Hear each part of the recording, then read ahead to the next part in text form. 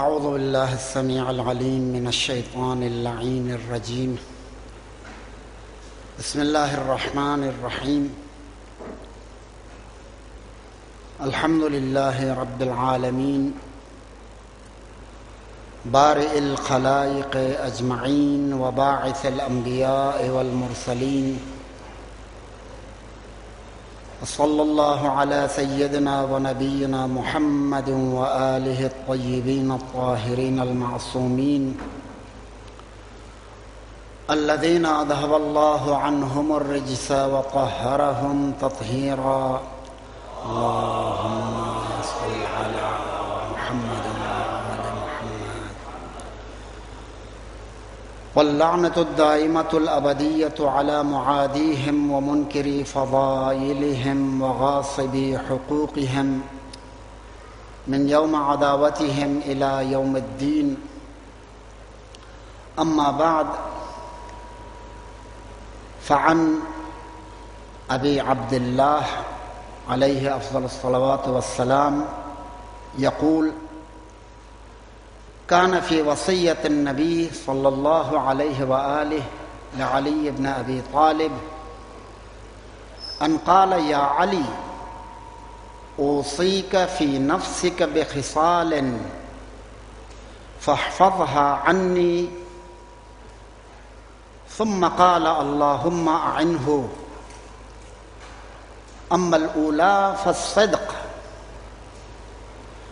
فلا يخرجن من فيك كذبة أبدا.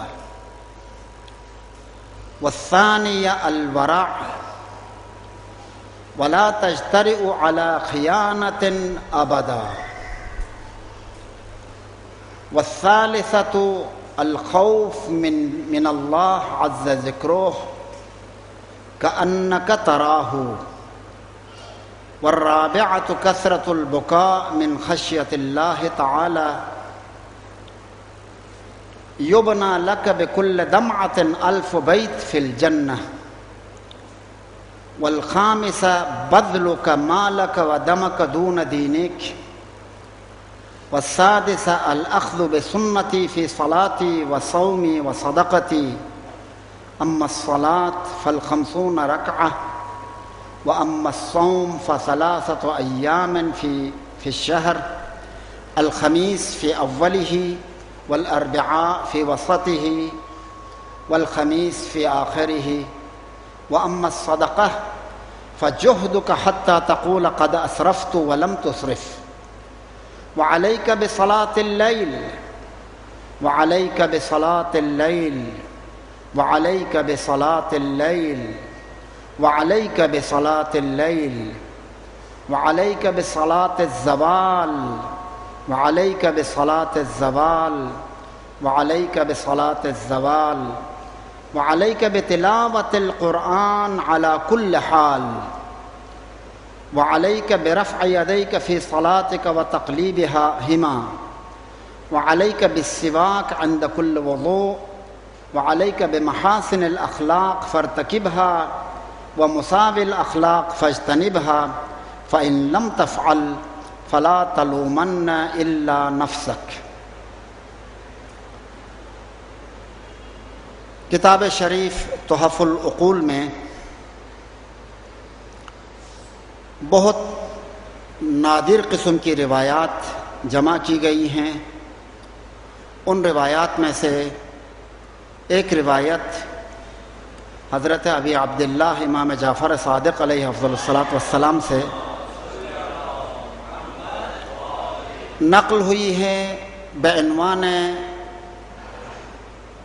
نبی مکرم اسلام صلی اللہ علیہ وآلہ وسلم کی وصیتیں امیر المؤمنین علی بن ابی طالب کے نام.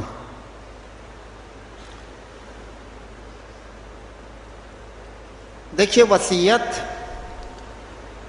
اس پیغام کو کہا جاتا ہے کہ جب وصیت کرنے والا کسی کے لیے جو بات اور جو پیغام اہم سمجھے اس کو بطور وصیت مقرر فرما دیتا ہے. یہاں پر وصیت کرنے والے نبی مکرم اسلام ہیں اور جن کے لیے وصیتیں بتائی گئی ہیں وہ نفس نبی اکرم حضرت امیر المومنین علی بن ابی طالب ہیں۔ اللہم صلی اللہ علیہ وسلم۔ موصی اور موصالہ، وصیت کرنے والا اور جس کے لیے وصیت کی جائے، یہ دونوں بھی بہت اہم ہیں۔ اور ظاہر ہے کہ اگر پیغمبر کسی کو کوئی وصیت کرے اور وہ بھی علی جیسی شخصیت کو، تو اسی سے آپ اندازہ لگا سکتے ہیں کہ انسان کو تکامل تک پہنچانے میں، انسان کو قرب خدا تک پہنچانے میں، انسان کو مقصد تخلیق سے قریب کرنے میں کتنی اہمیت رکھتی ہوں گی۔ اگرچہ کہ اس وصیت کے الفاظ بہت، میں نے آپ کی خدمت میں پوری تلاوت کی، الفاظ کافی ہیں، لیکن ظاہر ہے کہ میں جب بیان کروں گا تو ان تمام کی تشریح ممکن میرے لیے نہیں ہوگی۔ البتہ میں یہ کوشش کروں گا کہ کم از کم ایک لفظی ترجمے کے حد تک وہ تمام وصیت آ جائے، اس کے بعد پھر جو جہاں تک ہم پہنچ سکیں وہاں تک اس سلسلہ کلام کو جاری رکھیں گے۔ حضرت امام جعفر صادق نے فرمایا کہ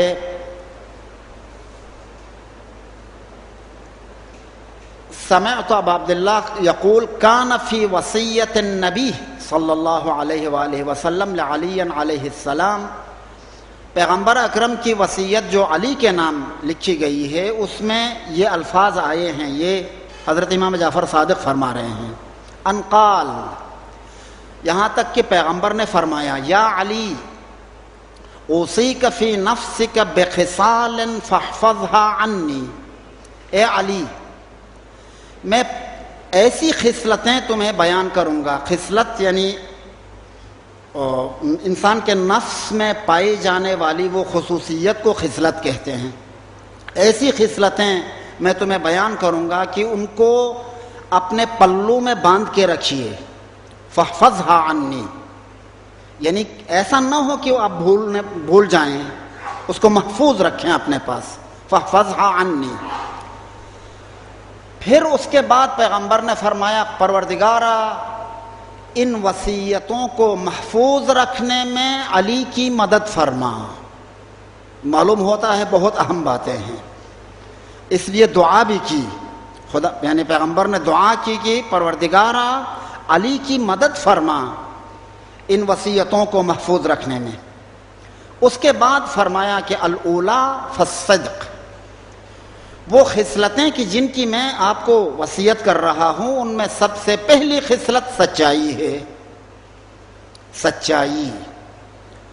ولا یخرجن من فیک کذبۃ ابدا، دیکھو علی آپ کے منہ سے کسی صورت میں بھی کوئی جھوٹ نہیں نکلنا چاہیے، کسی صورت میں بھی، نہ مذاق میں، نہ بھولے سے، ہاں نہ جان بوجھ کر، نہ کسی چھوٹی بات میں، نہ کسی بڑی بات میں، نہ کسی قومی معاملے میں، نہ کسی شخصی امر میں، نہ کسی مشکل میں، نہ کسی سہولت میں، نہ کسی کے نقصان میں، نہ کسی کے نفع میں، جھوٹ آپ کے منہ سے نہیں نکلنا چاہیے۔ والثانیہ، دوسری خصلت کہ جسے محفوظ رکھنی ہے، الورع، ورع یعنی پروردگار عالم کی عظمت کا احساس رکھتے ہوئے جو پاکیزگی انسان کو حاصل کرنی چاہیے، اس پاکیزگی کو ورع کہتے ہیں۔ ورع،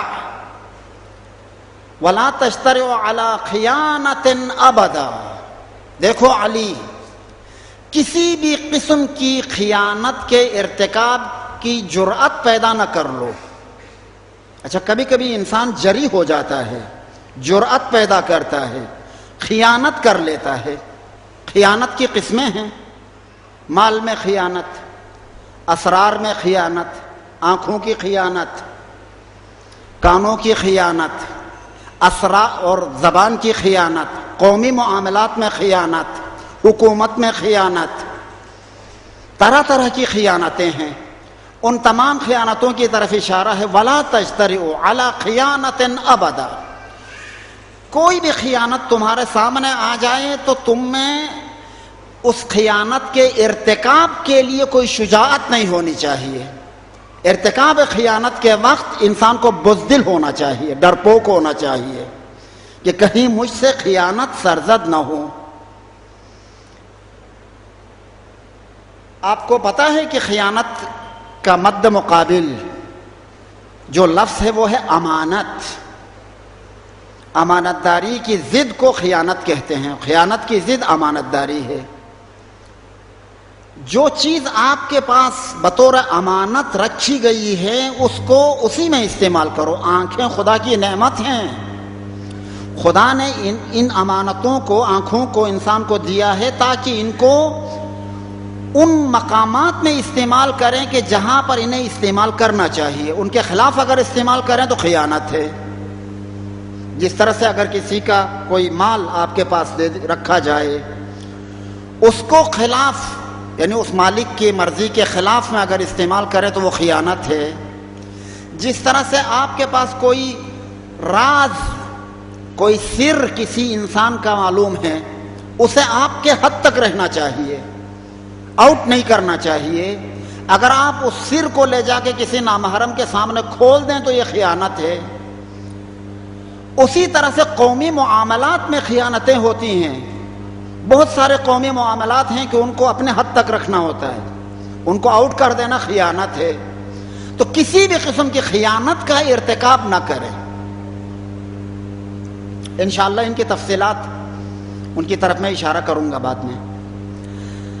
الثالثۃ الخوف من اللہ عز وجل. تیسری چیز،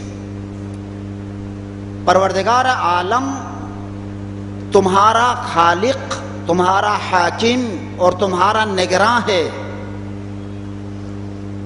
کوئی حرکت انسان کی ایسی نہیں ہے کہ خدا کی نظر سے پوشیدہ رہے، اور کوئی حرکت ایسی نہیں ہے کہ اس پر خدا حساب کتاب نہ رکھے.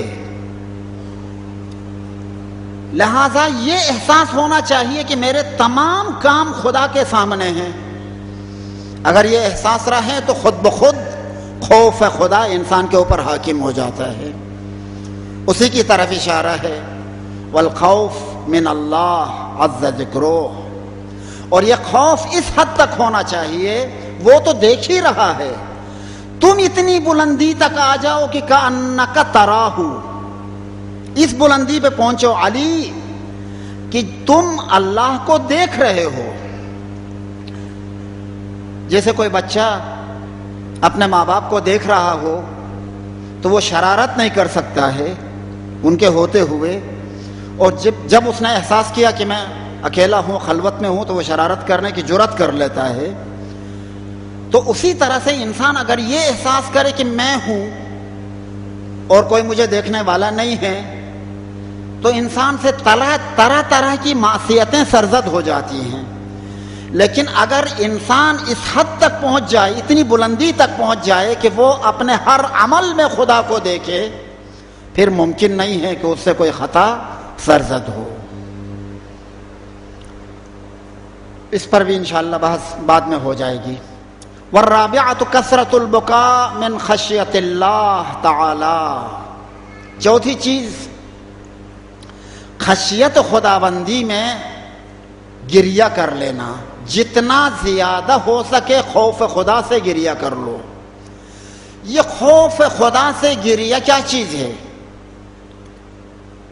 خوف خدا سے گریہ سے مقصود یہ ہے کہ انسان اپنے رب کی ربوبیت کے عظمت کو ادراک کرے اور اپنی بندگی اور عبودیت کا احساس رکھے کہ میں اس کا بندہ ہوں، وہ میرا رب ہے، اور اس نے مجھ سے کچھ چاہا ہے جسے میں پورا نہیں کر سکتا ہوں، اور جو کر رہا ہوں یہ اس کی عبودیت کے لیے لائق نہیں ہے.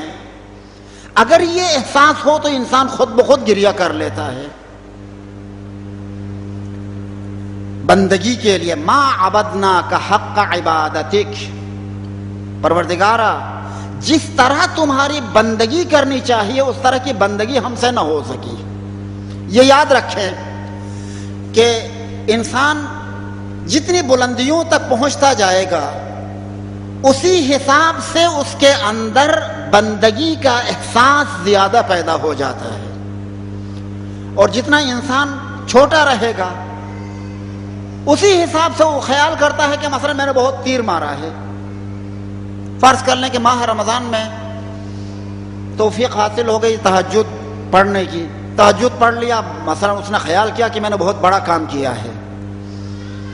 لیکن بندگان الہی اپنی پوری عمر میں راتوں کو عبادت کرتے رہے اور اس کے بعد بھی کہتے رہے کہ ما عبدناک حق عبادتک، خدایا جس طرح سے بندگی ادا کرنی چاہیے وہ مجھ سے نہ ہو سکی. تو یہ اگر احساس پیدا ہو جائے تو خود بخود خشیت الہی پیدا ہو جاتی ہے، انسان گریہ کر لیتا ہے. لیکن اگر یہ احساس ہی پیدا نہ ہو تو کیا گریہ کرے گا؟ گریہ انسان کو پیدا ہی نہیں ہو جاتا ہے. والسادسہ والخامسہ بذلک مالک و دمک دون دینک، پانچویں خصلت کہ جسے تمہیں محفوظ رکھنی ہے، اپنے مال کو دین کی حفاظت کے لیے خرچ کرو، یہاں تک کہ اپنی جان کو بھی دین کے لیے خرچ کرو، دین کے لیے. اور بس مال خرچ کرنے کا مقام آ جائے تو کہیں اور اگر خرچ کرنا ہو تو سوچو کہ یہاں خرچ کرنا چاہیے یا نہیں. لیکن اگر دین پر خرچ کرنے کا مقام آ جائے تو وہاں پر نہ سوچو، اس لیے کہ مال اسی لیے ہے کہ وہ دین کے لیے خرچ کر دیا جائے. جان اگر جاتی ہے تو 1000 بار سوچو کہ جان جائے یا نہ جائے، لیکن اگر راہ خدا میں جاتی ہے تو سجدہ شکر بجا لاؤ. اسی لیے حضرت امیر المومنین علی بن ابی طالب علیہ افضل الصلاۃ والسلام، محمد و آل محمد، ان کی زندگی میں ہم دیکھتے ہیں کہ بڑے بڑے کارنامے انجام دیے، اور ایسے ایسے کارنامے کہ اگر علی نہ ہوتے تو شاید دامن اسلام میں کوئی ایسا سورما نہیں تھا کہ جو اس میدان کو سر کرتا. خیبر میں، خندق میں، احد میں بڑے بڑے کارنامے علی نے انجام دیے. اگر آپ تاریخ اسلام کا مطالعہ کریں تو قدم قدم پر امیر المومنین آپ کو نظر آ جاتے ہیں، قدم قدم پر. کوئی معرکہ ایسا نہیں ہے کہ اس میں بنیادی کردار حضرت امیر المومنین نے ادا نہ کیا ہو، کوئی واقعہ ایسا نہیں ہے. شب ہجرت کا تذکرہ سن لیں تو اہم کردار علی کا ہے، خندق کا تذکرہ سن لیں تو اہم کردار علی کا ہے، خیبر کا تذکرہ سن لیں تو اہم کردار علی کا ہے. اور جناب وہ مشرکین کے ساتھ جو صلح ہو گئی اس کا تذکرہ اگر آپ کریں تو اہم کردار امیر المومنین کا ہے. ہر مقام پر علی کا ایک اہم کردار ہے، لیکن اس کے باوجود کہیں پر علی کو سجدہ شکر کرتے ہوئے ہم نے نہیں دیکھا ہے مگر 2 مقامات پر. ایک وہ مقام کہ جہاں پر امیر المومنین پیغمبر کے لیے فدیہ واقع ہو رہے تھے اور ان کی پیغمبر کی جان بچا کر اپنی جان کو خطرے میں ڈالنے کا موقع آیا تھا، شب ہجرت. وہاں پر جب پیغمبر نے حضرت امیر سے کہا کہ علی تمہیں میرے بستر پہ سونا ہے اور مجھے آج کی شب ہجرت کرنی ہے، حضرت امیر المومنین نے پوچھا یا رسول اللہ میرے سونے سے آپ کی جان بچ جائے گی؟ رسول اللہ نے فرمایا ہاں، ہاکذا وعدنی ربی، میرا رب نے مجھ سے اسی طرح وعدہ کیا ہے. تو حضرت امیر المومنین نے سجدہ شکر بجا لایا کہ یہ جان اگر اس راہ میں خدا کو میں دے دیتا ہوں کہ میری یعنی جان خدا کو دینے کی وجہ سے رسول بچ جاتے ہیں تو یہ مقام سجدہ شکر ہے. یہ ایک مقام. اور دوسرا 19 رمضان کو جب حالت نماز میں سر مبارک پر ضربت پڑ گئی تو آپ نے فرمایا فزت برب الکعبہ، رب کعبہ کی قسم میں کامیاب ہو گیا. کتنے معرکے حضرت علی نے سر کیے تھے، کہیں پر نہیں فرمایا تھا کہ میں کامیاب ہوا. لیکن آخری کامیابی حضرت علی کی نظر میں یہ ہے کہ جان خدا کو، جان آفرین کو دے دی جائے اطاعت کی حالت میں، حالت اطاعت میں جان دے دی جائے تو یہ کامیابی ہے. وہ وصیت جو پیغمبر نے حضرت امیر کو فرمایا تھا کہ علی تمہارا مال اور تمہاری جان تمہارے دین کے لیے خرچ ہونے چاہیے، وہ حضرت امیر المومنین نے پورا کر دیا. اس کے بعد والسادسہ الاخذ بسنتی فی صلاتی و صومی و صدقتی. علی میری نماز میں، میرے روزے میں اور میرے واجبات مالی کے ادا کرنے میں جو سنت ہے میری، نماز میں میری سنت، روزے میں میری سنت، واجبات مالی میں میری سنت، جو میری سنت ہے اس کو تھام لو. مطلب یہ ہوا کہ میری نمازوں کو دیکھو کس طرح کی نماز پڑھتا ہوں اور نماز کو میں کتنی اہمیت دیتا ہوں. میرے روزوں کو دیکھو کس طرح سے میں روزے رکھتا ہوں اور کتنی میں اہمیت دیتا ہوں. اور میرے واجبات مالی کو دیکھو کہ میں کس طرح سے مال خرچ کرتا ہوں اور کتنی اہمیت دیتا ہوں. تو اسی حساب سے تمہیں بھی چلنا ہے، یعنی جو میرا طریقہ ہے اسی طریقے کو اختیار کر لو. وَأَمَّا الصَّلَاةُ فَالْخَمْسُونَ رَكْعَةً. اما نمازیں میری سنت کے مطابق جو نمازیں ہیں وہ نمازیں 50 رکعتیں ہیں. یہاں ایک بحث ہے تھوڑی سی، آپ حضرات کو تھوڑی دیر کے لیے میں زحمت دوں گا. یہ 50 رکعت، حالانکہ روایات میں اور روایتیں ہیں ہمارے پاس، ان میں آیا ہے کہ 51 رکعت. شیعوں کی نشانیوں میں سے ایک نشانی یہ ہے کہ وہ 51 رکعت نماز پڑھیں گے. یہ 51 رکعتیں 17 رکعتیں واجب نمازوں کی ہے. فجر کی 2، ظہر کی 4، عصر کی 4، 10، اور مغرب کی 3 اور عشاء کی 4، یہ 7، 10 اور 7 17 رکعتیں. یہ 17 رکعتیں واجب نمازیں ہیں. ان 17 رکعتوں کی ڈبل نوافل ہیں. ظہر کی 4 رکعت نوافل ہیں، عصر کی 4 رکعت ہیں 16، مغرب کی ظہر کے 8 رکعتیں ہیں اور عصر کے 8 رکعتیں ہیں. 8 دو 16 اور مغرب کی 4 رکعتیں ہیں، 16 اور 4 20، اور فجر کی 2 رکعت ہے 22، نافلہ شب 8 رکعت 22 اور 8 30، اور عشاء کی 2 رکعت 1 رکعت ہے. تو ان تمام رکعتوں کو اگر ملائیں تو جتنی 17 رکعتیں واجب ہیں اور 17 رکعت کے ڈبل نوافل ہیں، مجموعہ ان کا بنتا ہے 51 رکعت. لیکن اس روایت میں آیا ہے فَالْخَمْسُونَ رکعت. میری سنت کے مطابق نمازیں 50 رکعت ہیں.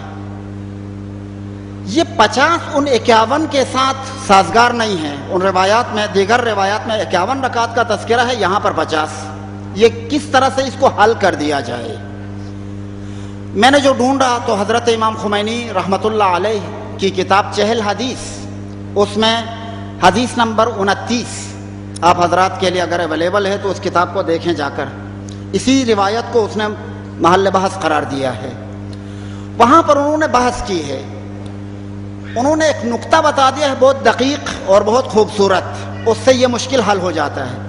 وہ نقطہ یہ ہے کہ آپ نے فرمایا ہے کہ عشاء کی جو بیٹھ کے 2 رکعتیں ہیں وہ 2 رکعت 1 رکعت کے حکم میں ہیں. یہ 1 رکعت نماز در حقیقت نماز شب میں جو نماز وتر ہے اس کا بدل ہے، اس کا عوض ہے. کہ اگر کوئی شخص نماز عشاء کی یہ 2 رکعتیں بیٹھ کے اگر پڑھے جو کہ حقیقت میں 1 رکعت کے حکم میں ہیں اور اس کی موت واقع ہو جائے تو اس کے لیے نماز وتر کا ثواب لکھا جاتا ہے. نماز شب میں جو نماز وتر ہے اس کا ثواب اس کے نامہ اعمال میں لکھا جاتا ہے. گویا اس نے نماز وتر کو پہلے بجا لایا ہے. غور کیا آپ نے؟ یہ در حقیقت نماز وتر کا بدلہ ہے، اس کا عوض ہے. اگر اس نماز وتر کو پڑھنے کی فرصت نہ ملی اور اس کی موت واقع ہو جائے تو، لیکن اگر وہ زندہ رہا تو نماز وتر ہی پڑھنی ہے. اس لیے اس روایت میں 50 کا تذکرہ ہے اس عوض کے حساب سے، اور جن روایات میں 51 کا تذکرہ ہے ان روایات میں اس لحاظ سے 51 کہا گیا ہے کہ اگر وہ زندہ رہا اور نماز وتر تک رہا تو یہ نماز بھی اس نے پڑھ لی اور وہ نماز بھی پڑھ لی، یہ 1 رکعت وہ 1 رکعت، مجموعہ بن جاتا ہے 51، اس لحاظ سے 51 کا تذکرہ ہے۔ بہرحال تو وَأَمَّا الصَّلَاةُ فَالْخَمْسُونَ رَكْعَةً وَأَمَّا الصَّوْمُ فَثَلَاثَةُ أَيَّامٍ فِي الشَّهْرِ، اما روزوں میں میری سنت یہ ہے کہ ہر مہینے میں 3 روزے میری سنت ہیں۔ وہ 3 روزے کون سے ہیں؟ الخمیس فی اولہ والاربعاء فی وسطہ والخمیس فی آخرہ۔ مہینے کے پہلے جمعرات کو روزہ رکھنا ہے، درمیانی بدھ کو روزہ رکھنا ہے اور آخری جمعرات کو بھی روزہ رکھنا ہے۔ اس طرح سے ہر مہینے میں 3 روزے میری سنت ہیں۔ حضرت علی کو پیغمبر نے وصیت کی ہے کہ اس سنت کو بھی تھامے رہو، جس طرح سے نمازوں کی سنت کو تھامنا ہے اس روزوں کی سنت کو بھی تھامے رہو۔ وَأَمَّا الصَّدَقَةُ فَجُهْدُكَ حَتَّى تَقُولَ قَدْ أَسْرَفْتُ وَلَمْ تُسْرِفْ۔ اما صدقہ راہ خدا میں مال خرچ کرنا، اس میں اتنا خرچ کر لو، راہ خدا میں اتنا خرچ کر لو کہ آپ کو ایسا لگے کہ میں نے زیادہ روی کی، یعنی جو حد اعتدال تک خرچ کرنا چاہیے تھا اس سے بڑھ گیا، آپ کو ایسا لگے کہ میں نے زیادہ روی کی، حالانکہ وہ زیادہ روی نہیں ہے۔ اسے کہ راہ خدا میں اگر خرچ کر رہے ہو تو وہ جتنا بھی زیادہ خرچ کر لو زیادہ روی نہیں ہے۔ اس حد تک مال کو راہ خدا میں خرچ کرنے پر اہمیت دو۔ یہاں کچھ چیزیں اب میں تفصیلات بتا دوں تو ٹائم لگتا ہے، لیکن پھر بھی ایک بعض روایات آپ کی خدمت میں اور کچھ قرآن کی آیات آپ کی خدمت میں پیش کروں گا۔ ہم آپ جو کہ اس عالم طبیعت میں رہتے ہیں، طبیعی عالم میں، ہمارا مزاج بھی طبیعی اور مادی بن گیا ہے، لہذا ہم سمجھتے ہیں کہ جتنا زیادہ پیسہ ہم اور دولت اکٹھی کریں گے ہم فائدے میں رہیں گے، ہماری طبیعت ایسی ہے، اور جتنی بھی دولت زیادہ بڑھتی جاتی ہے اس کی خواہش اور اس کی طلب میں اضافہ ہوتا رہتا ہے کمی ہونے کے بجائے، اور یہ خود ہمیں خدا کے راستے سے دور کرنے کا موجب ہے۔ اسی لیے قرآن مجید میں آیا ہے خذ من اموالہم صدقۃ تطہرہم، ان کے اموال سے صدقہ لے لو اور انہیں پاک کرو۔ غور کرو اس پر، ان سے صدقہ لے لو اور انہیں پاک کرو، مال کو پاک کرو نہیں ہے، خود انہیں پاک کرو۔ یہ عجیب قسم کے مطہرات میں سے ایک عجیب مطہر ہے، پاک کنندہ چیزوں میں سے ایک عجیب مطہر ہے کہ انسانوں کو پاک کرنے کے لیے ان سے صدقہ حاصل کر لو، صدقہ لے لو، پیغمبر کو حکم دیا جا رہا ہے۔ کس طرح سے ان سے صدقہ لے لیں گے تو یہ پاک ہو جائیں گے؟ اس کا راز وہی ہے کہ انسان چونکہ محبت مال میں گرفتار ہو جاتا ہے، اور جب اس سے واجبات مالی اور مستحبات مالی ان سے لیتے رہو گے تو اس مال کی محبت کے مقابلے میں خدا کی محبت ان کے دل میں جائے گزین ہوتی جائے گی، اور جیسے جیسے مال کی محبت کم ہوتی جائے گی آٹومیٹکلی اسی حساب سے خدا کی محبت بڑھتی جائے گی، اور جب خدا کی محبت بڑھ جائے گی تو یہی طہارت ہے۔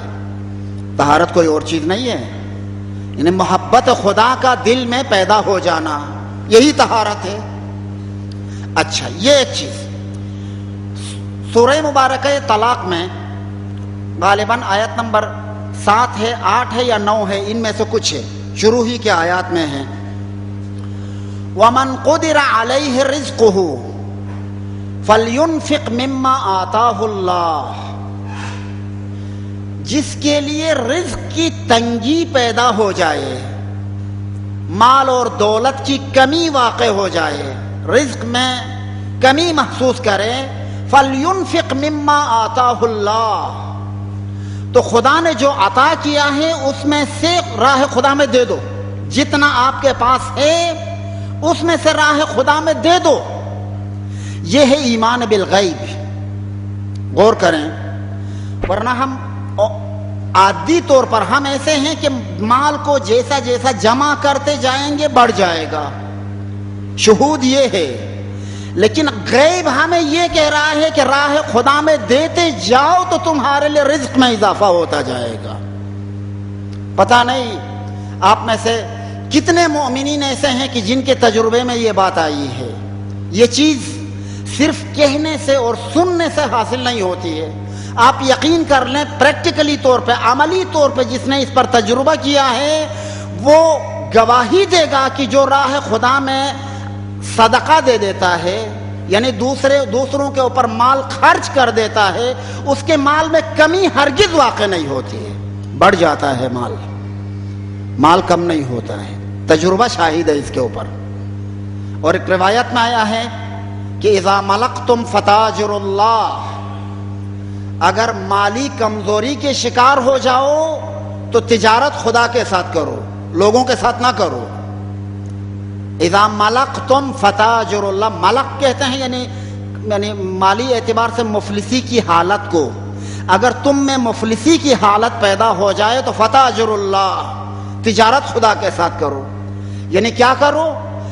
خدا کے وہ بندگان جو بے بضاعت ہیں ان پر خرچ کرو اور دیکھو کہ خدا اپنے خزانہ غیب سے آپ کو کیا دیتا ہے.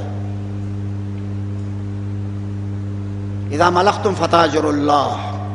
ایک اور روایت میں جو کہ وسائل الشیعہ میں ہے، غالباً بحث زکوٰۃ میں، وسائل الشیعہ میں باب زکوٰۃ ہے، اس زکوٰۃ میں یہ روایت ہے کہ استنزل المعونۃ بالمعونہ.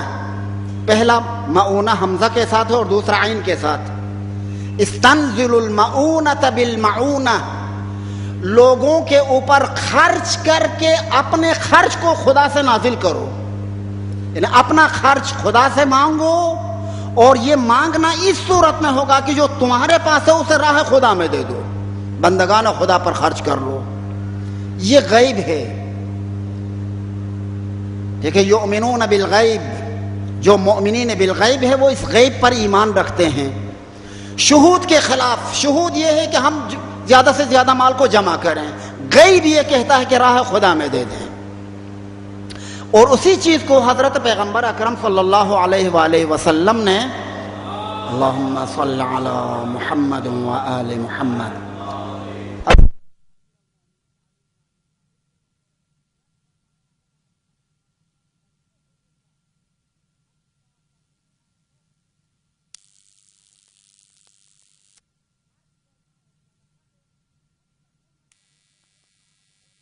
لگے کہ آپ نے زیادہ روی کی ہے، حالانکہ وہ زیادہ روی نہیں ہے. یعنی راہ خدا میں خرچ کرنے کی اہمیت ہے. اس اہمیت کے پیش نظر پیغمبر اکرم نے حضرت امیر المومنین کو وصیت فرمائی ہے. وعلیک بصلاۃ اللیل، 4 مرتبہ روایت میں صلوات پڑھیں بآواز بلند. اللہ محمد وعلی محمد. 4 مرتبہ تکرارن پیغمبر نے فرمایا. اور کسی بات کے لیے پیغمبر تکرار کرے وہ بھی مسلسل معنی رکھتا ہے. پیغمبر کے کلمات میں کوئی جملہ اضافی نہیں ہوتا ہے، اور وہ بھی حضرت امیر المومنین کے لیے کوئی کہا ہو. 4 بار تکرارن فرمایا ہے، وعلیک بصلاۃ اللیل، وعلیک بصلاۃ اللیل، وعلیک بصلاۃ اللیل. 4 مرتبہ. معلوم ہوتا ہے کہ صلاۃ اللیل وہ چیز ہے کہ جس کے ذریعے سے انسان قرب خدا کو پا لیتا ہے، اور انسان کے لیے اس سے بڑھ کر کوئی کمال نہیں ہے، کوئی کمال نہیں ہے. کمال نہائی قرب خداوندی ہے. ایک مومن کے لیے معراج یہ ہے، اس کا معراج ہے کہ خدا تک پہنچے، اور خدا تک پہنچنے کا ذریعہ صلاۃ اللیل ہے، نماز شب. اس لیے پیغمبر اکرم نے تاکیداً فرمایا ہے کہ وعلیک بصلاۃ اللیل 4 مرتبہ. اس کے بعد فرمایا وعلیک بصلاۃ بصلاۃ الزوال، یہ بھی تاکیداً 3 مرتبہ فرمایا کہ صلاۃ زوال کی پابندی کر لینا۔ صلاۃ زوال وہی صلاۃ ہے کہ جسے قرآن مجید میں صلاۃ وسطیٰ کی تعبیر آئی ہے، اور اس صلاۃ وسطیٰ میں بھی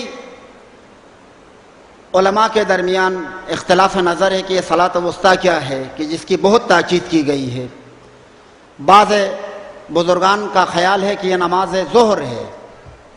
حضرت امام خمینی رحمۃ اللہ علیہ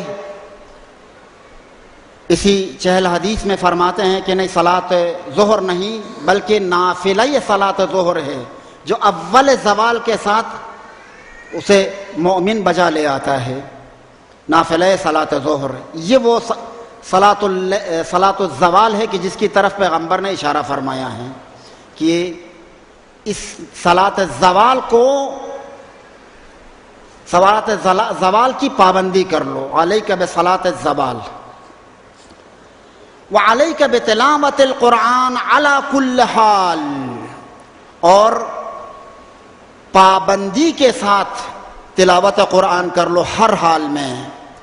حال کبھی کبھی ہم انسانوں کے لیے ایسا حال پیدا ہو جاتا ہے کہ دل خدا کی طرف مائل ہو جاتا ہے اور ہم تلاوت کر لیتے ہیں، لیکن کبھی زندگی میں ایسے حالات بھی آتے ہیں کہ ان میں یا حد سے زیادہ غم میں مبتلا ہوتا ہے انسان، یا حد سے زیادہ خوشی میں مبتلا ہوتا ہے، اور دونوں صورتوں میں انسان کو یاد نہیں رہتا ہے کہ اسے تلاوت قرآن بھی کرنا ہے۔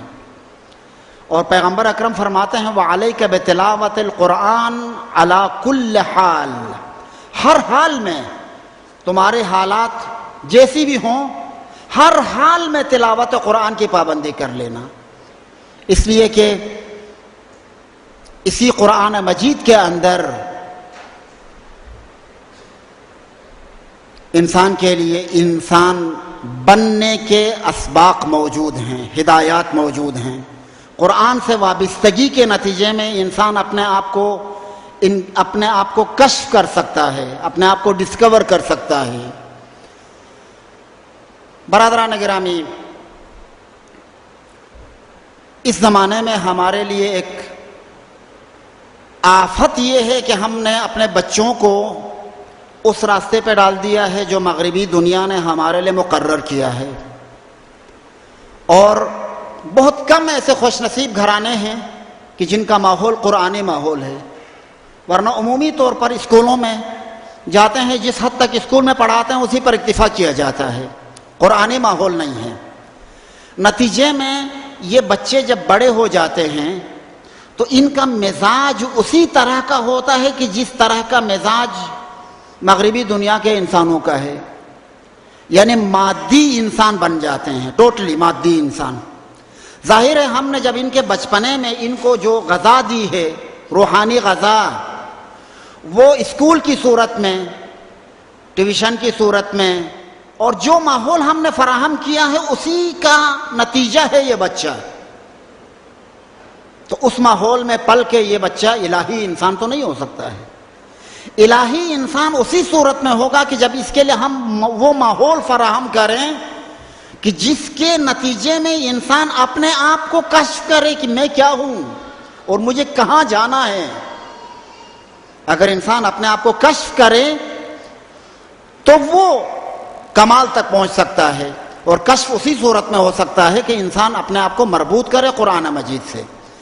صرف تلاوت قرآن کی حد تک نہیں بلکہ فہم قرآن اور عمل بقرآن کے حد تک، اور تلاوت قرآن چونکہ مقدمہ ہے فہم قرآن کے لیے، جب انسان تلاوت ہی نہ کرے تو اس قرآن مجید کے آیات میں غور کہاں سے کرے گا، اور جب غور ہی نہ کرے تو اس پر عمل کی نوبت کہاں سے آئے گی۔ لہذا یعنی تلاوت قرآن تمہید ہے فہم قرآن اور عمل بقرآن کے لیے۔ اور آج میں یہ سمجھتا ہوں کہ اس زمانے میں یعنی تمام مسلم ممالک میں جو عمومی بیماریاں ہیں ان تمام بیماریوں کا راز یہ ہے کہ قرآن سے دوری ہے، انسان قرآن سے دور ہوا ہے۔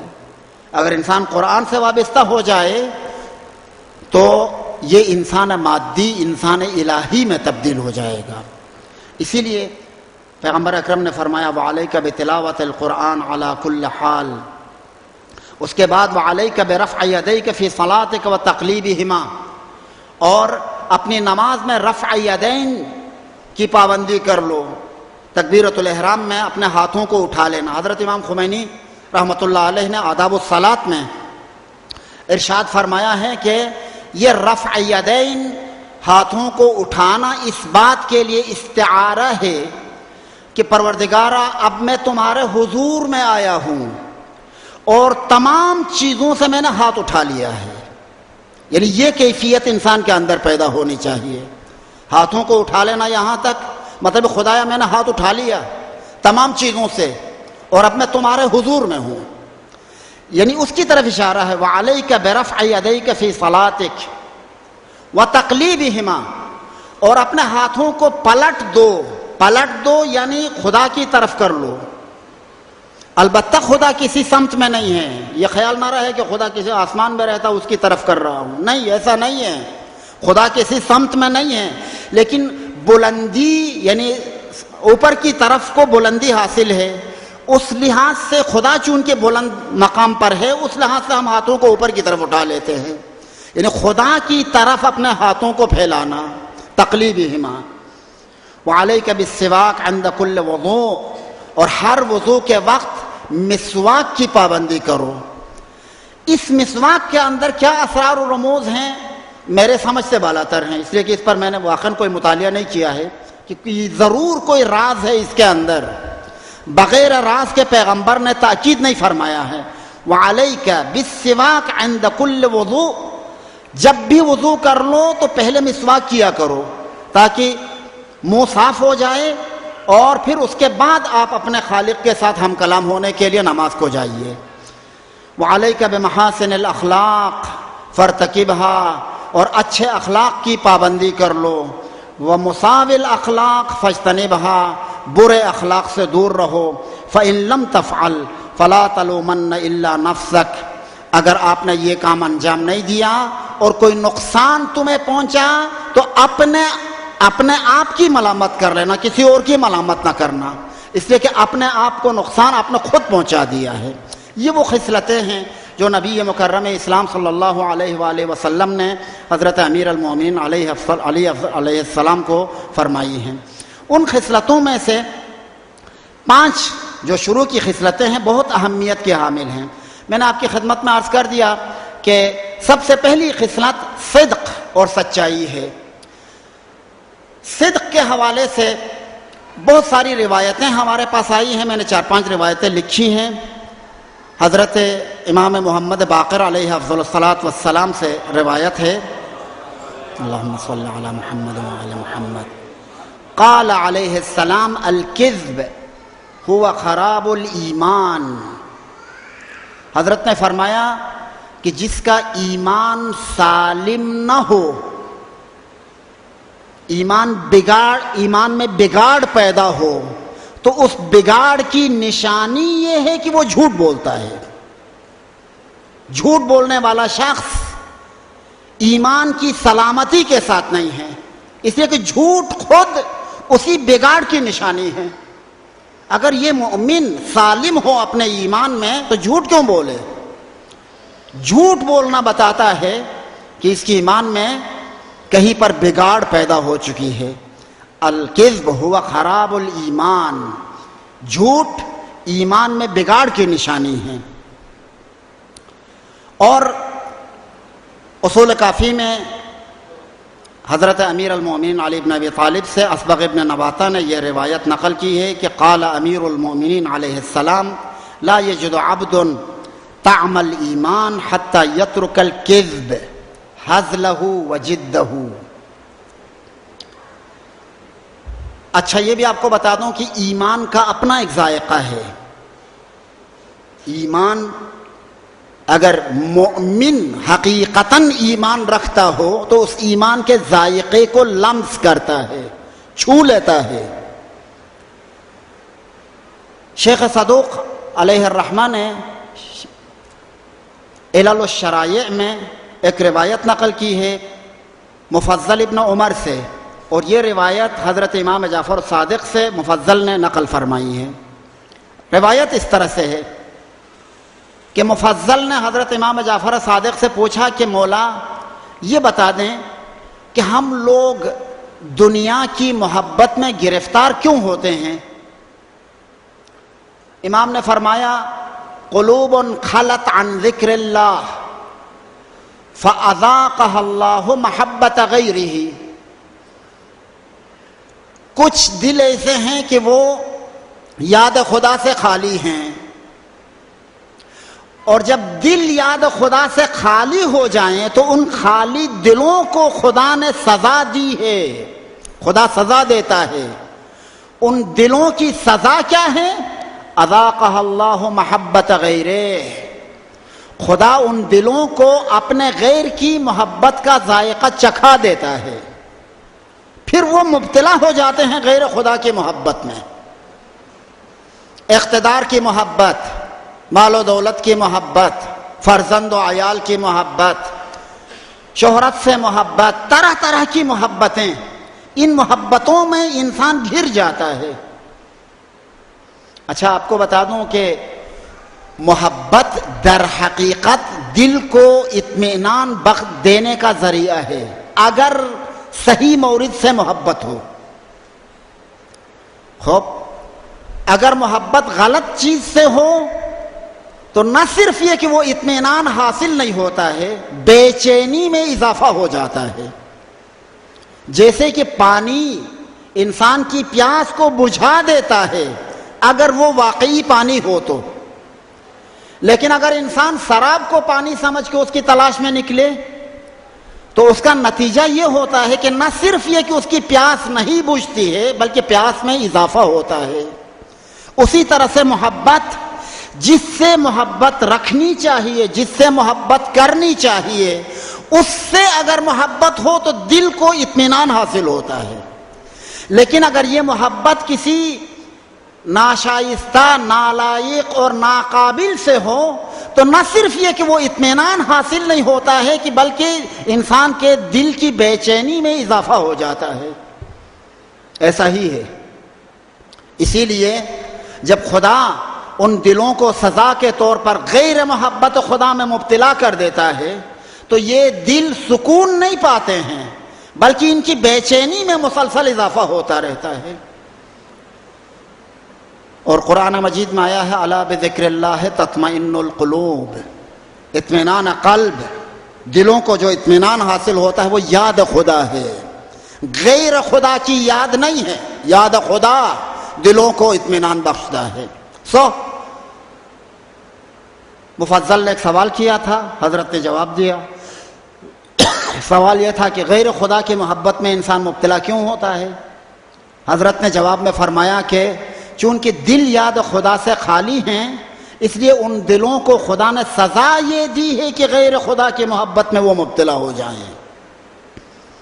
سوال کا جواب مل گیا۔ دوسرا سوال مفضل نے پوچھا کہ اس دل میں یاد خدا کو پیدا کرنے کے لیے کیا کرنا چاہیے؟ غور فرما رہے ہیں آپ؟ یعنی یاد خدا سے خالی ہونے کا نتیجہ اگر یہ ہے کہ غیر خدا کی محبت میں انسان مبتلا ہوتا ہے تو پھر تو یاد خدا اس میں آنی چاہیے، لیکن اس یاد خدا کو ہم کیسے حاصل کریں؟ کیسے یاد خدا کو حاصل کریں؟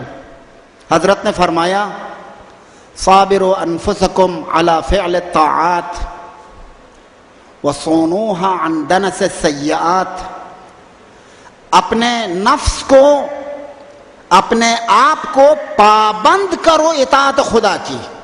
یہ نسخہ ہے امام جعفر صادق علیہ افضل الصلاۃ والسلام کا، یاد خدا دل میں پیدا کرنے کا نسخہ یہ ہے کہ اپنے آپ کو اطاعت خدا کا پابند کرو۔ اب اس کے لیے مثالیں دے دوں تو ٹائم بہت لگتا ہے، لہذا مثالیں نہیں دوں گا۔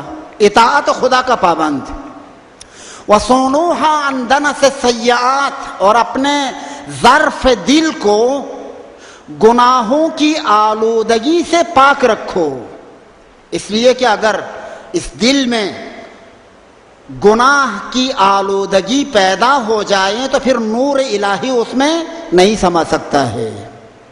لا الہ الا اللہ، وہ الا اللہ اسی صورت میں آئے کہ تمام آلہۂ باطل نکل جائیں، دل کثافتوں سے پاک ہو۔ ہاں پاک ہو تو خدا کی محبت اس میں آ سکتی ہے۔ لہذا فرمایا کہ سونوہا عن دنس السیئات، گناہوں کی آلودگی سے دل کو پاک کرو۔ یہ دو کام ہیں، اطاعت خدا کی پابندی اور دل کو گناہ کی آلودگی سے پاکیزگی۔ اس کو اگر بعبارت اخرى دوسرے لفظوں میں اگر آپ دیکھیں تو اوامر کی پابندی اور نواہی سے دوری، واجبات کی پابندی اور محرمات سے دوری، یہی معنی ہے۔ غور کیا آپ نے؟ یعنی اپنے آپ کو واجبات خدا کی پابندی پر مجبور کرو اور محرمات سے دور رکھو، خدا نے جن چیزوں کو حرام قرار دیا ہے ان سے دور رکھو۔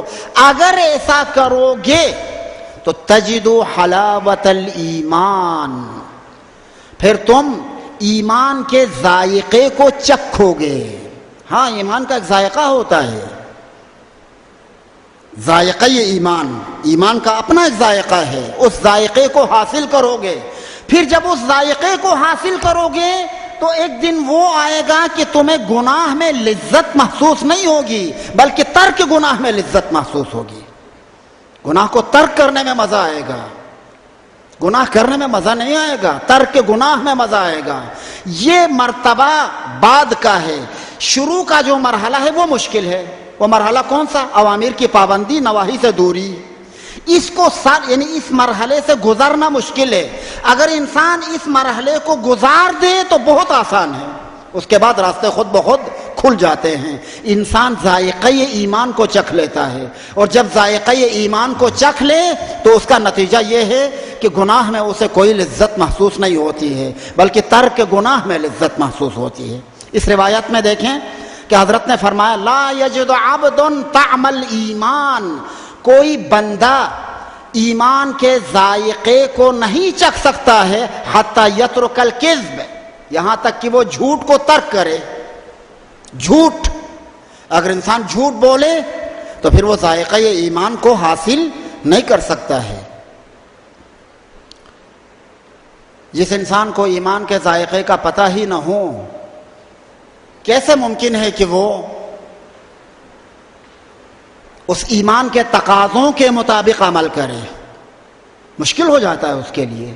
لہذا یعنی جھوٹ سے اجتناب، جھوٹ سے دوری ضروری ہے ذائقہ ایمان کو حاصل کرنے کے لیے۔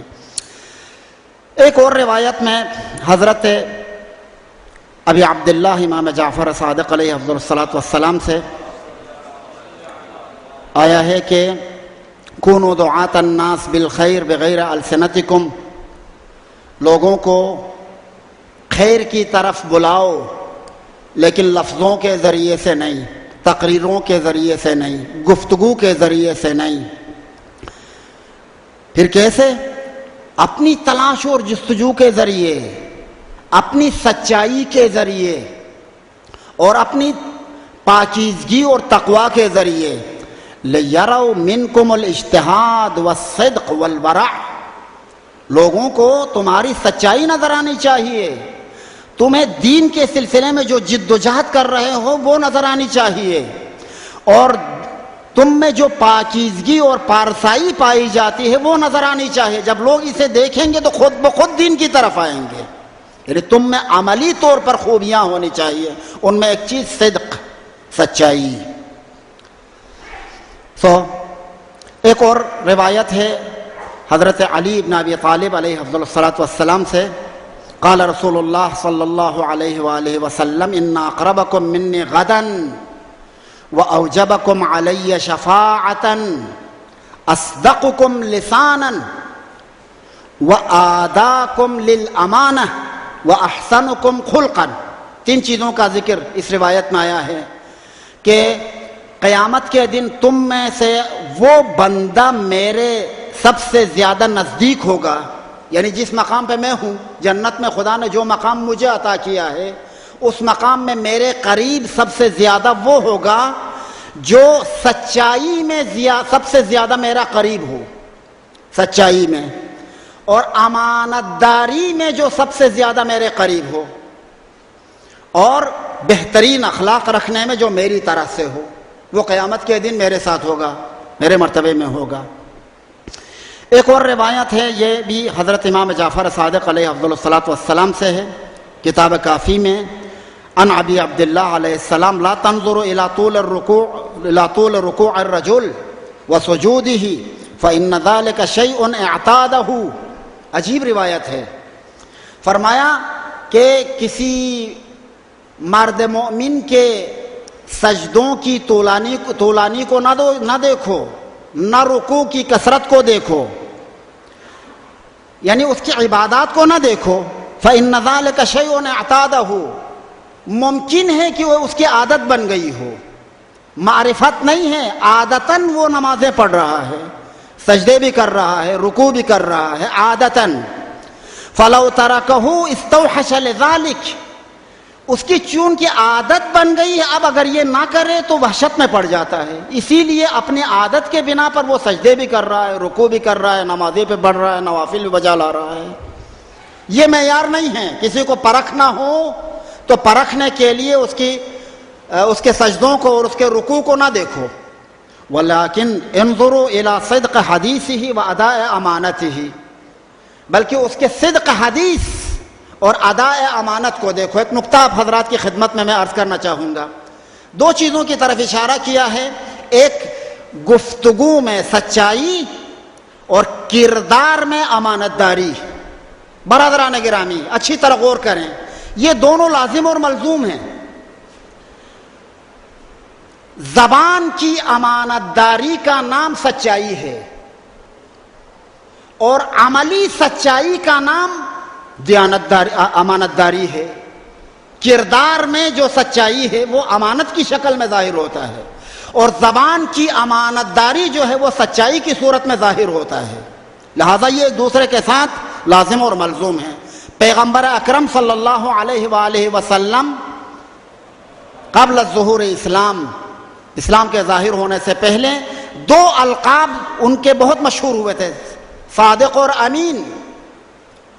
یہ صادق اور امین یعنی آپ کی سچائی میں اتنی امانت داری تھی، یعنی گفتگو میں اتنی امانت داری تھی کہ اس گفتگو کی امانت داری کو سچائی کہا گیا، اور آپ کے کردار میں اتنی سچائی تھی کہ اس کردار کی سچائی کو امانت دار کہا گیا، امین کہا گیا۔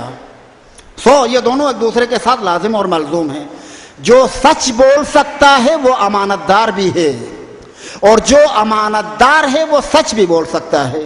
یہ دونوں ایک دوسرے کے ساتھ لازم اور ملزوم ہیں۔ یعنی اس پہلی والی روایت میں بھی ان دو کی طرف اشارہ ہوا، اصدقکم لسانا واداؤکم للامانہ، یعنی قیامت کے میں میرے ساتھ سب سے زیادہ قریب وہ ہوگا کہ جو زیادہ امانت دار ہوگا اور سچا ہوگا۔ اور اس روایت میں بھی آیا ہے کہ کسی کے سجدوں کی کثرت کو نہ دیکھو اور رکوع کی طولانیت کو نہ دیکھو، بلکہ اس کی سچائی کو دیکھو اور اس کی امانت داری کو۔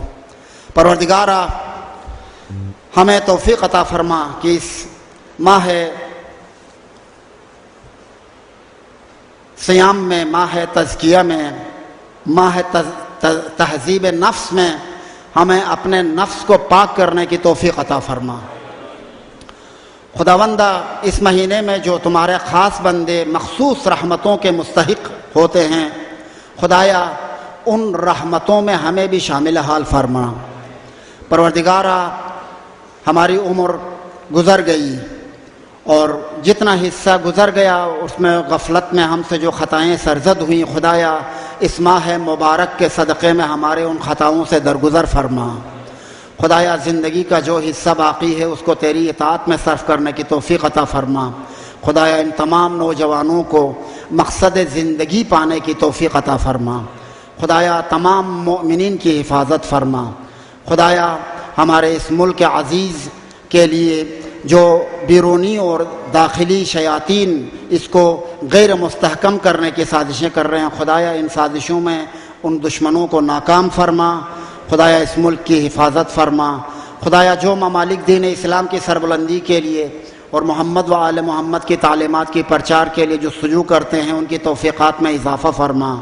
خدایا ان کی طرف بڑھنے والے باطل ہاتھوں کو اپنی قوت قاہرہ سے کاٹ دے. خدایا سلطان دوران امام زمان عجل اللہ تعالی فرجہ الشریف کے ایام ظہور کو قریب سے قریب تر فرما. وصلی اللہ علی سیدنا محمد وآلہ الطیبین الطاہرین.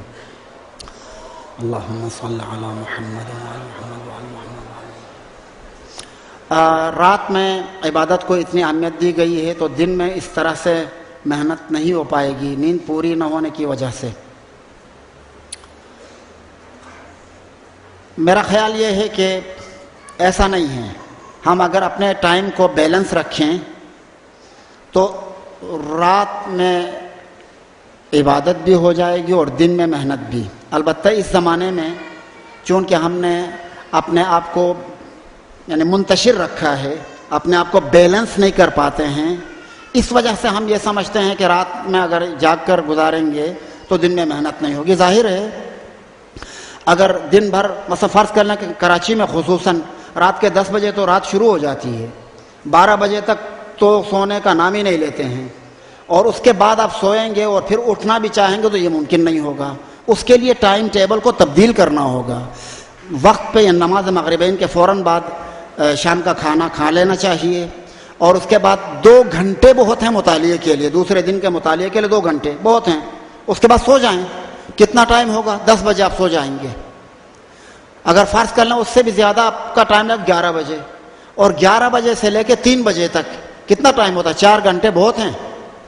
4 گھنٹے کے بعد آپ اٹھ سکتے ہیں اور کوئی مشکل نہیں ہے اگر اپنے آپ کو مرتب انداز میں رکھیں.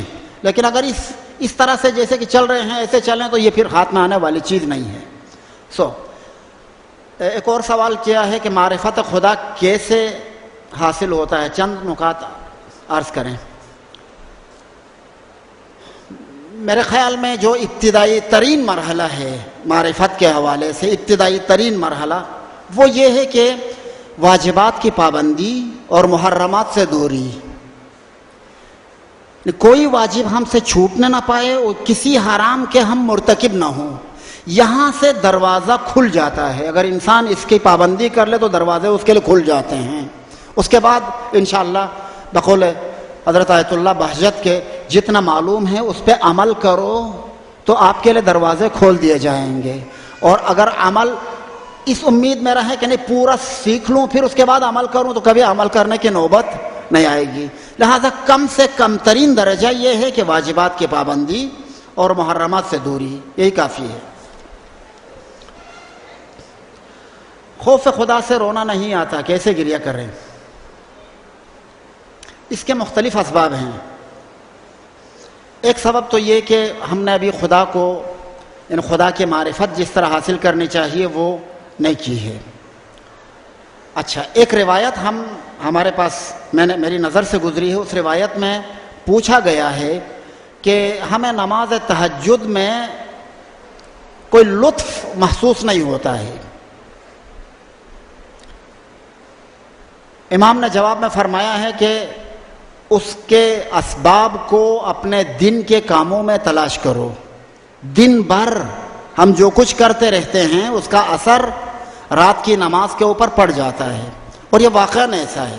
حقیقتاً آپ نے دن میں جو کچھ کام کیے ہیں اچھے یا برے, جب آپ نماز کے لیے کھڑے ہوں گے تو وہ ذہن کی اسکرین پر وہ سارے کام آ جاتے ہیں. آپ پہلے اس کام کو دیکھا, پھر دوسرے کام کو دیکھا, پھر تیسرے کام کو دیکھا. دن بھر جو کچھ ہوا ہے وہ ذہن میں آتے رہتے ہیں. ظاہر اگر دن معصیت خدا میں گزر جائے اور ذہن میں بار بار اس معصیت کی تصویریں آ جائیں تو کیسے ممکن ہے کہ انسان روئے؟ کیسے ممکن ہے؟ یہ ایک چیز ہے. دن کے اعمال پر نظر رکھنا چاہیے. دوسری چیز, جو غذا ہم حاصل کرتے ہیں اس غذا میں غور کرنا چاہیے کہ وہ حلال اور پاک ہے یا نہیں. حلال بھی پاک بھی, اس کا بھی براہ راست اثر پڑ جاتا ہے. یعنی براہ راست اثر ہے. غذا اگر حلال نہ ہو یا غذا پاک نہ ہو تو براہ راست اس کا اثر پڑ جاتا ہے نماز کے اوپر. تو یہ رونا نہیں آتا ہے, اس کے اسباب یہ ہیں. اگر ان کو دور کریں گے, دن کے اعمال کو اطاعت خدا میں ہم اپنا دن گزاریں اور حلال اور پاک غذا کھائیں تو انشاءاللہ رات کی عبادت میں ذائقہ پیدا ہو سکتا ہے۔ اچھا، ایک اور سوال کیا کہ کیا مذاقاً جھوٹ بولا جا سکتا ہے جبکہ کسی کا کوئی نقصان نہ ہو؟ اچھا، جبکہ ہمارے سامنے رسول خدا اور علی کے کھجور کھانے والا قصہ موجود ہے، کوشش انہوں نے یہ کی ہے کہ جھوٹ بولنا چاہیے۔ اچھا، اس کھجور والے قصے میں ایسا نہیں ہے کہ کوئی جھوٹ بولا گیا ہو، جھوٹ سے دور رہ کے ایک لطیفہ ہے وہ، کہ فرمایا کہ آپ کے سامنے کتنے مثلا کھجور کی گٹلیاں ہیں علی، نہیں آپ نے کتنے کھجوریں کھائی ہیں؟ تو اس طرح کا کوئی واقعہ ہے، تو اس میں مجھے یاد نہیں آتا ہے کہ کوئی جھوٹ کا واقعہ ہو، جھوٹ نہیں ہے بلکہ جھوٹ سے دور رہ کے ہے۔ البتہ اس روایت میں جو ابھی آپ کی خدمت میں ذکر کیا گیا تصریح ہے، صراحت کے ساتھ کہا گیا ہے کہ جھوٹ سے دور رہو، جدہ و ہزلہ، یعنی چاہے وہ مذاقاً آپ جھوٹ بولیں یا یہ کہ جان بوجھ کر۔ دیکھیں، یاد رکھیں، عادتیں ارتکاب سے بنتی ہیں، چھوڑنے سے چھوٹ جاتی ہیں، عادتیں ایسی ہیں۔ اگر ہم مذاقاً بھی جھوٹ بولیں گے تو جھوٹ بولنے کے نتیجے میں جھوٹ کی عادت بن جائے گی، اور اگر ہم جھوٹ میں یعنی مذاقاً بھی جھوٹ نہ بولیں، جھوٹ کو ترک کریں بالکل سرے سے، تو وہ جھوٹ کی عادت ختم ہو جائے گی۔ لہٰذا اگر اپنی تربیت کرنی ہے تو اس کے لیے ضروری ہے کہ مذاقاً بھی جھوٹ نہ بولا جائے۔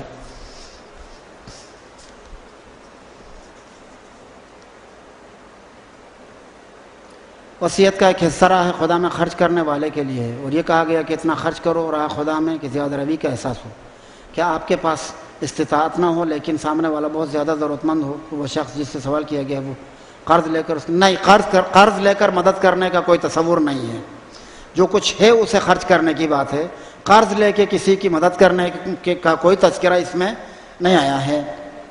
اور اسلام میں اس کی مطلوبیت بھی معلوم نہیں ہے، اس لیے کہ قرض خود قابل مذمت شیء ہے، قرض لینے کی کوئی مدح نہیں کی گئی ہے بلکہ مذمت کی گئی ہے، لہذا قرض لے کے کسی کی مدد کرنے کی ایسی کوئی بات نہیں ہے۔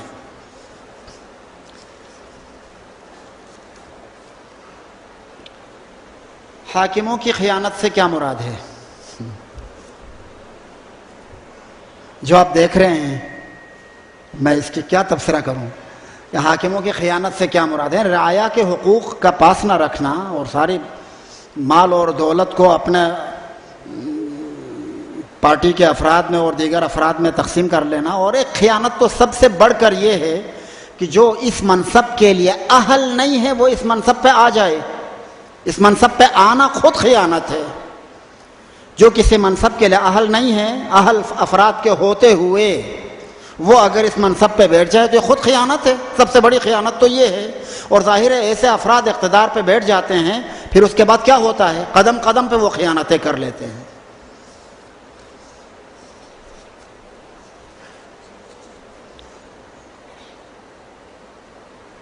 آج کے بیان سے واضح ہو گیا کہ نوافل کی کتنی اہمیت ہے، لیکن کیا وجہ ہے ہمارے ہاں اہل سنت برادران کی نسبت نوافل کی اتنی اہمیت نہیں دی جاتی؟ سوال بہت اچھا ہے واقعی، یعنی اس پر ہمیں سوچنا چاہیے کہ ایسا ہے، واقعاً ایسا ہے کہ کیوں اہمیت نہیں دیتے ہیں؟ اہمیت دینی چاہیے۔ جبکہ ایک اور روایت میں آیا ہے کہ ہمارے شیعوں کی خصلتیں بیان ہوئی ہے، ان میں آیا ہے کہ 51 رکعت نمازیں، تصریح ہے اس میں، تو بات بالکل صحیح ہے۔ اور جتنا زیادہ ہم ان نوافل کو اہمیت دیں گے اسی حساب سے ہم اپنے معنوی تکامل سے زیادہ قریب تر ہوتے جائیں گے۔ وصلی اللہ علی سیدنا محمد وآلہ الطیبین الطاہرین۔ ابھی کچھ رہتے ہیں، ایک سوال اور آیا ہے۔ جناب خدیجہ سلام اللہ علیہا نے اپنی دولت خدا کی راہ میں خرچ کی اور آخری وقت میں آپ کو جڑی بوٹی کھانی پڑی، اس سے ہمیں کیا سبق لینا چاہیے؟ جڑی بوٹی یعنی وہ شیب ابو طالب میں جو محاصرے میں تھے ان دنوں میں ہاں پتے کھانے پڑے تھے، جڑی بوٹیوں کا تذکرہ کہیں نہیں ملتا ہے، ان دنوں میں پتے کھانے پڑے تھے، یہ اس کی طرف اشارہ کر رہا ہے۔ دیکھیں حضرت خدیجہ سلام اللہ علیہا کی واقعی عظیم خدمات ہیں۔ میں کبھی کبھی اس پر سوچتا ہوں تو مجھے بہت حیرت ہوتی ہے کہ اتنی سرمایہ دار خاتون کہ جسے ملکۃ العرب کہا جائے، اور اس کی اکلوتی بیٹی جناب فاطمہ زہرا صلوات اللہ وسلامہ علیہا، ان کی جب شادی ہوئی تو جہیز میں جو کچھ دیا گیا ہے وہ آپ کے سامنے ہے، بالکل مختصر چیزیں، ایک مشکیزہ، ایک جانماز، کچھ جوتے، ایک لوٹا، اور یہ بالکل سطحی چیزیں۔ اور پھر انہی کے گھر میں خدا نے دو نور نظر عطا کیے، حضرت امام حسن اور امام حسین، اور یہ کسی مصلحت خداوندی سے بیمار ہوئے، اور انہوں نے نذر کیا کہ اگر یہ ٹھیک ہو جائے تو ہم 3 دن روزے رکھیں گے۔ ٹھیک ہوئے، روزے رکھے، اور روزے رکھے وہ روزے بھی اس حال میں کہ کھانے کے وقت، افطار کے وقت جتنا انہوں نے اپنے لیے کھانا تیار کیا تھا، دروازے پہ دستک ہوتی ہے، میں کوئی یتیم ہوں، کوئی اسیر ہوں، کوئی فقیر ہوں، 3 دنوں تک مسلسل، اور جو کچھ تیار کیا تھا وہ دے دیا، اس کے بعد پھر بھوکے رہے۔ یعنی یہ چیز حیرت آور ہے کہ ملکۃ العرب کی بیٹی، اس کے گھر میں یہ حال ہو کہ افطار کے لیے جو تیار کیا تھا وہ دے دیا جائے تو اب ان کے پاس کچھ نہ ہو افطار کرنے کے لیے۔ یہ مثال تو منفرد ہے، یعنی اس طرح سے ہم بن ہی نہیں سکتے ہیں۔ نہج البلاغہ میں حضرت امیر المومنین کے فرمائشات میں آیا ہے کہ لا یقاس بنا آل محمد منکم احدا، ہم آل محمد کے ساتھ تم میں سے کسی کو قیاس نہیں کیا جا سکتا ہے، یعنی تم ہماری طرح نہیں بن سکتے ہو۔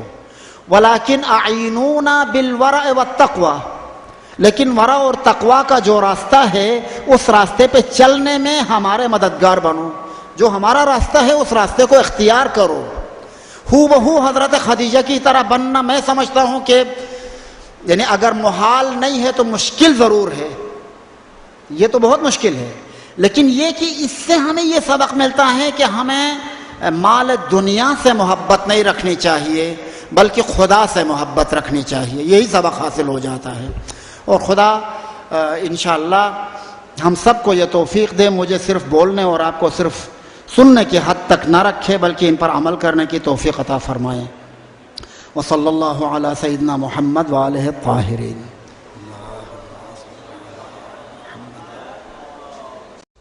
اعوذ باللہ السمیع العلیم من الشیطان اللعین الرجیم، بسم اللہ الرحمن الرحیم، الحمد للہ رب العالمین، بارئ الخلائق اجمعین وباعث الانبیاء والمرسلین، صلی اللہ علی سیدنا ونبینا محمد وآلہ الطیبین الطاہرین المعصومین الذین اذہب اللہ عنہم الرجس وطہرہم تطہیرا، اللہم صل علی محمد واللعنة الدائمة الأبدية على معاديهم ومنكري فضائلهم وغاصبي حقوقهم من يوم عداوتهم إلى يوم الدين، أما بعد، فعن أبي عبد الله عليه أفضل الصلوات والسلام يقول: كان في وصية النبي صلى الله عليه وآله لعلي بن أبي طالب أن قال: يا علي، أوصيك في نفسك بخصال فاحفظها عني، ثم قال: اللهم أعنه. أما الأولى فالصدق، فلا يخرجن من فيك كذبة أبدا، والثانية الورع، ولا تجترئ على خيانة أبدا. والثالثة الخوف من الله عز ذكره كأنك تراه. والرابعة كثرة البكاء من خشية الله تعالى يبنى لك بكل دمعة 1000 بيت في الجنة. والخامسة بذلك مالك ودمك دون دينك. والسادسة الأخذ بسنتي في صلاتي وصومي وصدقتي. أما الصلاة ف50 ركعة، وأما الصوم ف3 أيام في الشهر، الخميس في أوله، والأربعاء في وسطه، والخميس في آخره. وأما الصدقة فجهدك حتى تقول قد أسرفت ولم تسرف. وعليك بصلاة الليل، وعليك بصلاة الليل، وعليك بصلاة الليل، وعليك بصلاة الليل، وعليك بصلاة الزوال، وعليك بصلاة الزوال، وعليك بصلاة الزوال، وعليك بتلاوة القرآن على كل حال، وعليك برفع يديك في صلاتك وتقليبهما، وعليك بالسواك عند كل وضوء، وعليك بمحاسن الأخلاق فارتكبها، ومساوي الأخلاق فاجتنبها، فإن لم تفعل فلا تلومن إلا نفسك. انسان کو مقصد تخلیق سے قریب کرنے میں کتنی اہمیت رکھتی ہوں گی. اگرچہ کہ اس وصیت کے الفاظ بہت، میں نے آپ کی خدمت میں پوری تلاوت کی، الفاظ کافی ہیں، لیکن ظاہر ہے کہ میں جب بیان کروں گا تو ان تمام کی تشریح ممکن میرے لیے نہیں ہوگی. البتہ میں یہ کوشش کروں گا کہ کم از کم ایک لفظی ترجمے کے حد تک وہ تمام وصیت آ جائے. اس کے بعد پھر جو جہاں تک ہم پہنچ سکیں وہاں تک اس سلسلہ کلام کو جاری رکھیں گے. حضرت امام جعفر صادق نے فرمایا کہ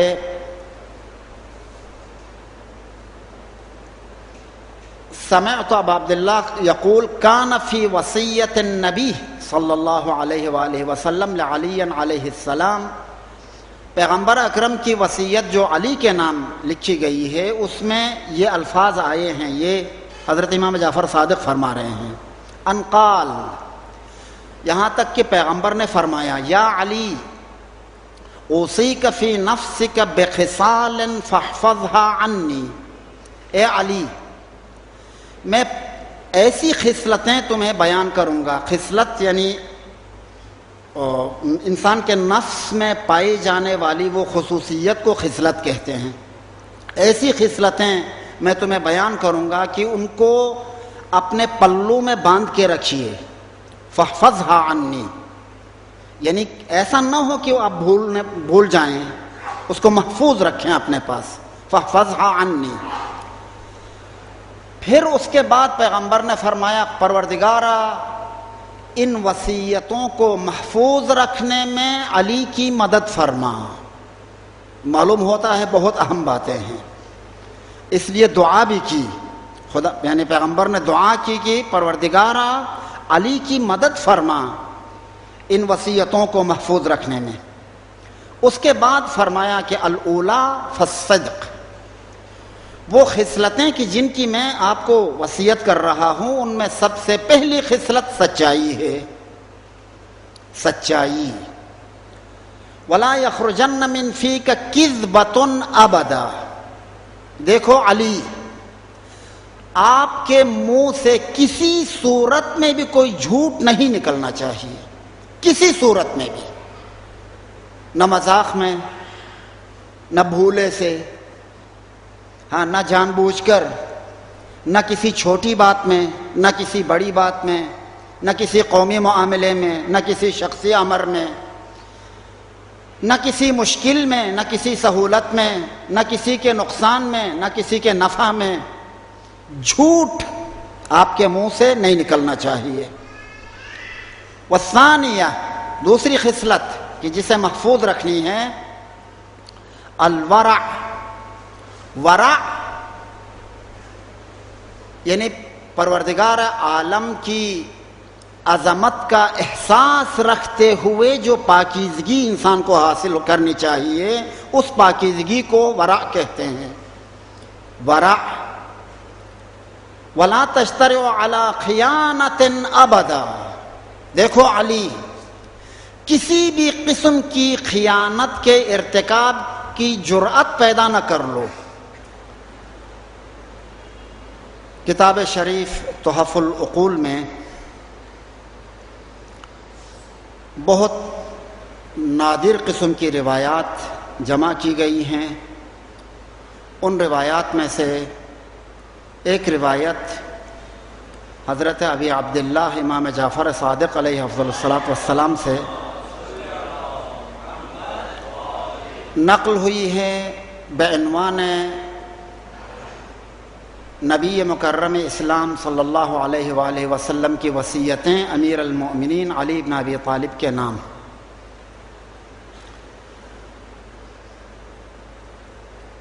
دیکھیے، وصیت اس پیغام کو کہا جاتا ہے کہ جب وصیت کرنے والا کسی کے لیے جو بات اور جو پیغام اہم سمجھے اس کو بطور وصیت مقرر فرما دیتا ہے۔ یہاں پر وصیت کرنے والے نبی مکرم اسلام ہیں، اور جن کے لیے وصیتیں بتائی گئی ہیں وہ نفس نبی اکرم حضرت امیر المومنین علی بن ابی طالب ہیں۔ اللہم صلی اللہ علیہ وسلم۔ موصی اور موصالح، وصیت کرنے والا اور جس کے لیے وصیت کی جائے، یہ دونوں بھی بہت اہم ہیں،